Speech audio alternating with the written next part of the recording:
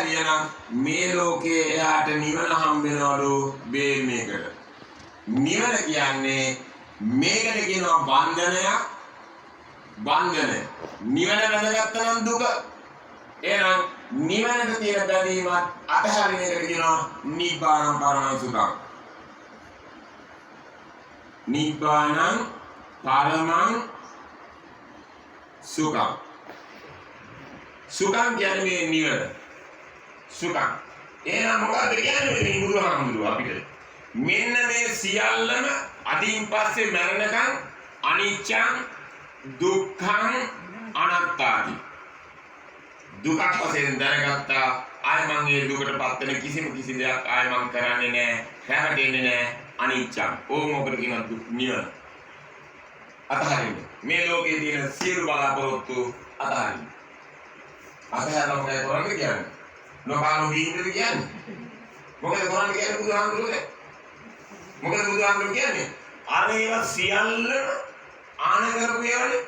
ඒවා ඔක්කොම පාන කරලා නැවත ඒවට කෙලෙස් වශයෙන් උපදින්නට ආවොත් ආසාවක් ආවොත් ඒ වෙලාවේ ඒවා ප්‍රහාණය කරමින් තමන්ට නිකන් ඉන්න කියන මේ ලෝකේ. නිකන්. මොනවද? තියෙන දෙයක් කාලා ලද දෙයින් සතුට වෙලා ආනන්ද ගහක් වගේ ජීවත් වෙන්න. අර ගහ රසා ගන්න ඕනද? ඉගෙන ගන්න ඕනද? බඩගින්නක් කෙරුවට ගහට හැදෙන්න ඕන. පොහොර ටික ගත්තා, වතුර ටික ගත්තා, අන්නම කසදාතිය අවුවගලක දිනන. එයා ජීවත් වෙනවා. තීරසන් තත්තු ඉස්කෝලේ යනවද? ඉස්පිරිතාලේ යනවද? ලෙඩු කැදිච්චාම ළමයි මොන්ටිසෝරි කෙනෙක් අයනවද? බර කියන්න එක්කන් ගියාද? දොස්තරලා පස්සේ ගියාද? බබාලා හම් වෙන්න රිලවියෝ වැඳියෝ අපිට දැන් ඒකට සල්ලි දාන්නවද? ළමයිට ගෙවල් හදලා තියන්නවද? මොකුත් නැහැ නේද?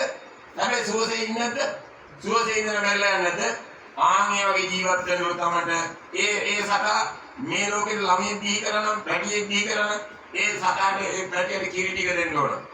ඒ සතාගේ අසුචි කුකුළු ටික සුද්ධ කරන්න ඕන. ඒ අම්මගේ කාර්යය තාත්තගේ කාර්යය.